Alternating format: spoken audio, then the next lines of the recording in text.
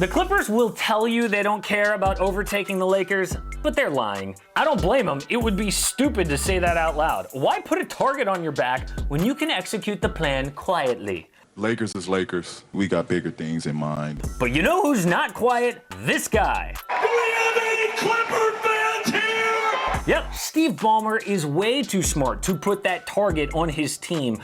But this dude is all about winning, in business and in basketball. I mean, on day one of ownership, he let the plan slip when he read a letter from a fan. Us Clipper fans can't stand. You got it? Please help the Clippers take over. Now, it won't be easy. Some think it's impossible. But this video will tell you exactly why the Clippers plan can work, and it's about a lot more than just changing team owners. Hey, it's Casey, host of the AM Hoops YouTube channel. Thank you so much for watching. Click subscribe and notification bells. It really helps out the channel. Coming out with 5 videos per week at a new drop time every day, Monday through Friday at 5 Eastern. So the Clippers moved to LA in 1984, and from then until 2010, they were so bad, Sports Illustrated called them the worst franchise in sports history. Yeah, worse than the Detroit Lions, the Charlotte Bobcats, the Phoenix Coyotes. The worst. During their time in LA up to 2010, they had the second worst win percentage at .348 in the NBA. The Timberwolves had the worst, by the way. That sucks. The Lakers have the second best win percentage all time behind the Spurs. From '84 to 2010, the Clippers had 2 All-NBA selections and 7 All-Stars. The Lakers had 59 All-Stars and 35 All-NBA selections. You can't overcome that history. But, as Kawhi said, as far as the last few years, as far as a basketball standpoint, the Clippers have been better. And Kawhi is correct. Since 2010, the Clippers have made the playoffs every year. The Lakers are in a 5-year playoff drought. The Clippers have 12 All-Stars and 12 All-NBA selections, a 27-11 record against the Lakers. But, you know that saying, it don't mean a thing without the ring? Yeah, the Clippers know that well. Even though they have been better on the court, the Clippers didn't make a dent in the Lakers brand. From 2013 to 2017, they held a postseason series lead and blew it every year. They never even made a conference finals. What the hell is that? This proves that really good won't cut it in LA. The Clippers have to win titles. But if they do, the Clippers can overtake the Lakers in LA and around the world, and not with many titles either.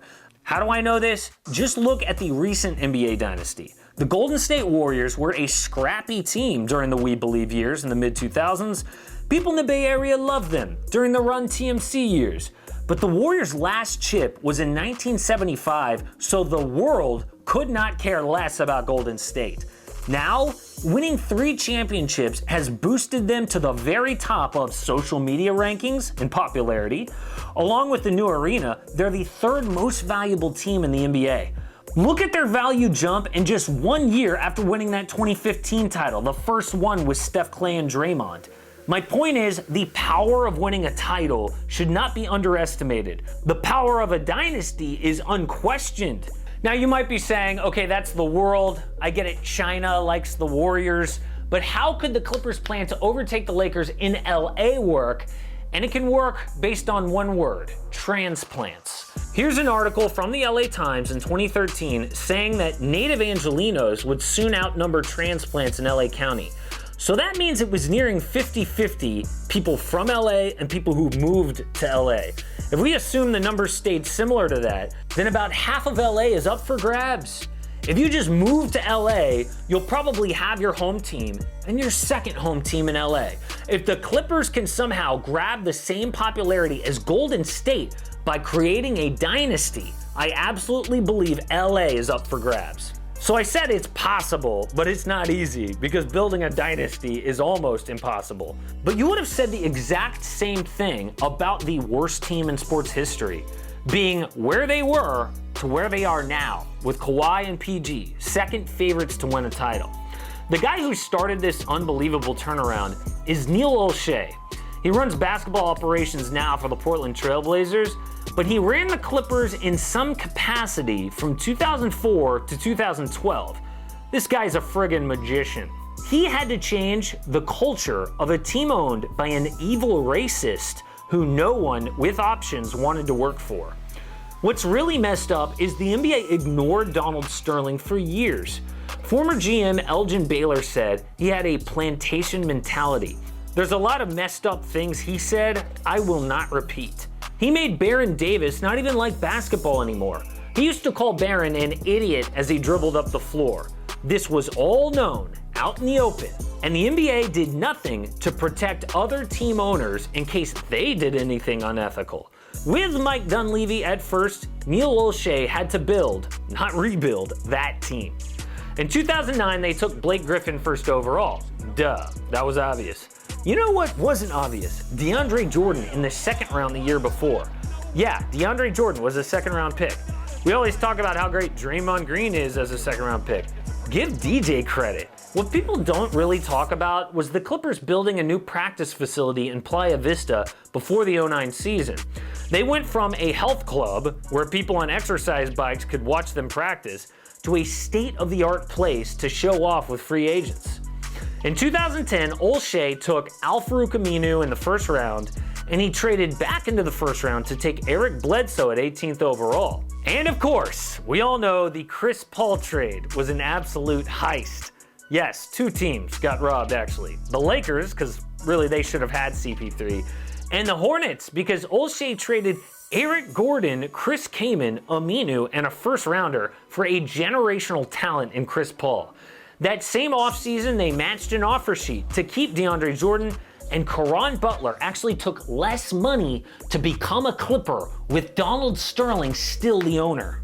Okay, so that is next level GM from Neil Olshey, but his record wasn't perfect. This dude got the Cavs to take Baron Davis's bad contract, and in order to do so, he attached a first-round pick, which ended up being Kyrie Irving. Now, it's hard to blame him because who would have thought the 8th worst lottery odds would have gotten the #1 overall pick? The point of all this is the Clipper curse started to be lifted before the infamous Donald Sterling tape. When he was banned for life and forced to sell the team to Steve Ballmer, the plan to take over LA kicked into high gear. The first thing Ballmer had to realize was, although Doc Rivers is a great head coach, he could not also run basketball operations. For some reason that works in soccer. The coach is also the guy who gets the players. It does not work in basketball, unless you're Greg Popovich. So Steve Ballmer did something that looked crazy, which you wouldn't put past this guy. Hardcore! Hardcore! That guy blew up a really talented team and front office. Basically said, this is good, but it's not working. That takes some serious guts. He kept Doc Rivers as head coach, but in the front office, he hired Michael Winger, Lawrence Frank, and Jerry West to run basketball operations. They traded Chris Paul to the Rockets and Blake Griffin to the Pistons 7 months later. One scrappy year later that included 2 road playoff wins actually against Golden State, and the Clippers were able to lure Kawhi Leonard with a trade for Paul George, helped by assets that they got back from Detroit in the Blake Griffin trade. Some teams wait decades to put a contender on the court. The Clippers have done it now twice in 9 years. But now they need this current core, Kawhi, PG, and the rest, to go all the way. And then do it again and again. They need a dynasty to start to overtake the Lakers in LA.